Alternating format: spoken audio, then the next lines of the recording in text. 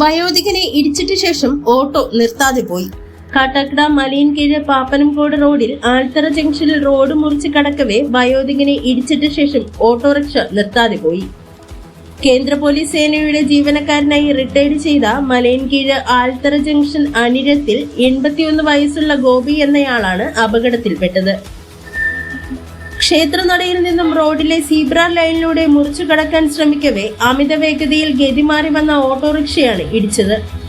Zebra ലൈനിലൂടെ road മുറിച്ചു കടക്കാൻ ശ്രമിക്കുമ്പോൾ വാഹനം വരുന്നത് കണ്ട് നിൽക്കുകയായിരുന്ന ഗോപിയെ മലയൻകീഴിൽ നിന്നും പാപ്പനംകോട്ടേക്ക് പോവുകയായിരുന്ന ഓട്ടോറിക്ഷ ദിശ മാറി വന്നാണ് ഇടിച്ചു തെറിപ്പിച്ചത്. പരിക്കേറ്റ ഗോപിയെ സമീപത്തെ ആശുപത്രിയിൽ കൊണ്ടുപോയെങ്കിലും മുഖത്തേറ്റ മുറിവ് ആഴത്തിലുള്ളതായതിനാൽ മറ്റു ഹോസ്പിറ്റലിലേക്ക് വിടുകയായിരുന്നു.